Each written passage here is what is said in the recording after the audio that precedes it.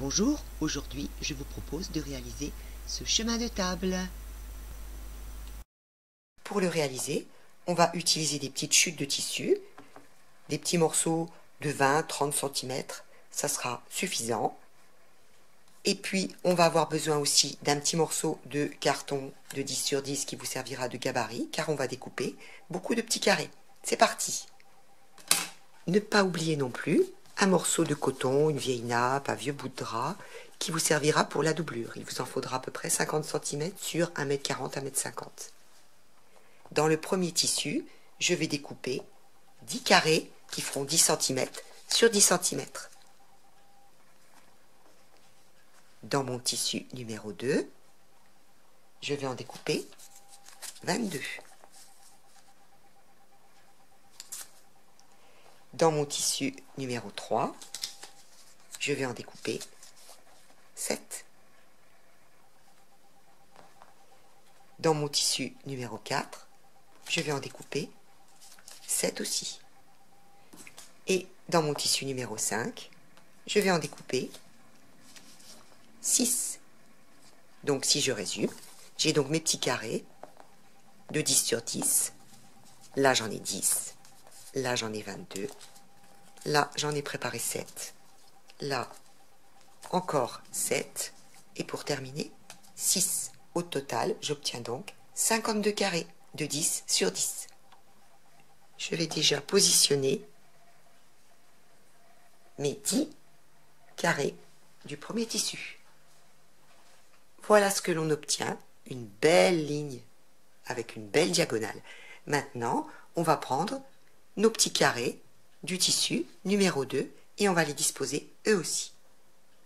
Je les dispose de part en part tout le long de ma grande diagonale. Voilà ce que l'on obtient quand on a tout positionné. Je vais donc maintenant positionner les autres petits carrés qu'il me reste de manière aléatoire, de façon à ce qu'ils ne soient pas les uns à côté des autres.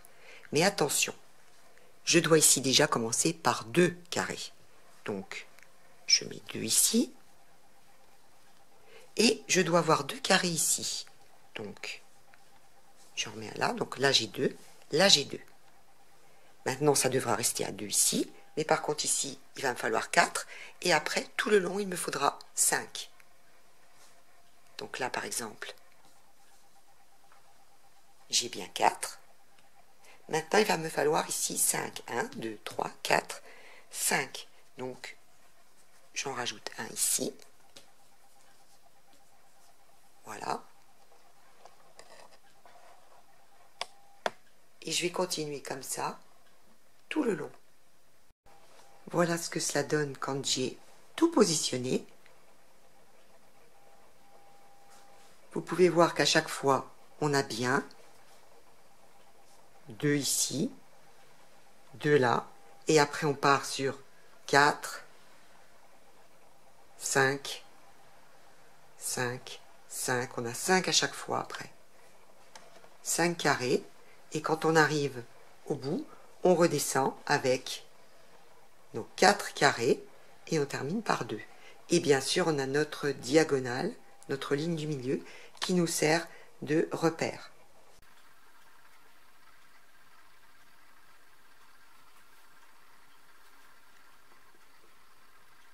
Maintenant que le plus fastidieux est fait, on va assembler. Alors on va tout assembler par bande, c'est-à-dire que on va assembler cette bande-ci, cette bande-ci, cette bande-ci. On assemble déjà tout par bande. Voilà, j'ai cousu la première bande à 5 mm. Je vais bien sûr ouvrir les coutures à chaque fois. Et maintenant, je vais coudre cette bande-là. Celle-là, on continue toutes les bandes à 5 mm du bord à chaque fois. Pour que ce soit plus simple, j'ai déplacé mon aiguille. Au lieu de la laisser au milieu, je l'ai déplacée à 5 mm du bord, ce qui me permet de d'aligner mon pied de biche avec le bord de mon tissu. Comme ça, j'ai pas à réfléchir. Je sais que l'aiguille est toujours bien positionnée.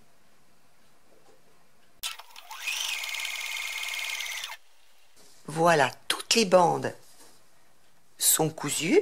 Donc, on a bien 2 ici 4, 5, 5, 5, 5, et à la fin on arrive à nouveau à 4 et à 2, avec toujours notre diagonale avec le même tissu. Voilà. Maintenant, eh ben, on va tout simplement, après avoir bien écrasé les coutures, mettre toutes les bandes entre elles, les piquer entre elles, avec une couture de 0,5 cm. On assemble ensuite les bandes les unes avec les autres, en faisant bien attention de faire coïncider les coutures ouvertes, en épinglant bien, que chaque couture coïncide avec celle de derrière.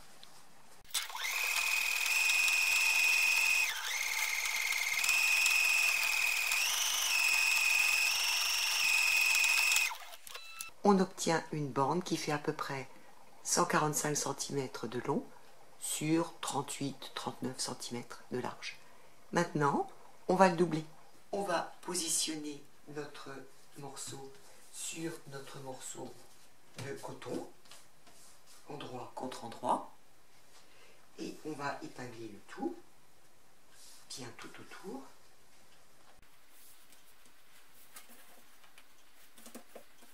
Quand tout sera bien épinglé, eh bien, on va piquer tout autour, à 1,5 cm, tout autour, en laissant une ouverture, ici, une ouverture de 2 carreaux.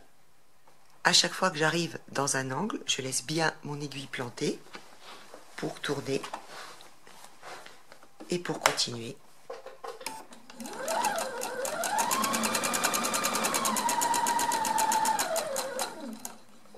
Voilà, j'arrive dans un angle, je tourne, je laisse l'aiguille plantée et je continue. Voilà, si on retourne, on a bien tout qui est cousu. J'ai laissé ici une ouverture qui correspond à 2 carrés. Je retourne tout. On va découper tout autour.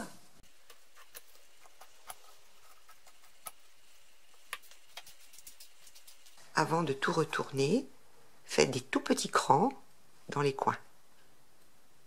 Sans aller bien sûr jusqu'aux coutures, hein, mais on crante les petits coins, ici, voilà.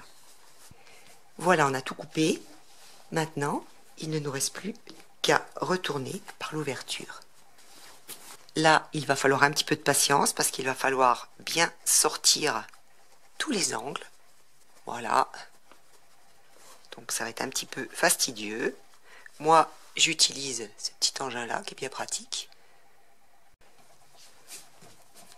On n'hésite pas à bien tirer dessus avant de bien repasser pour bien aplatir.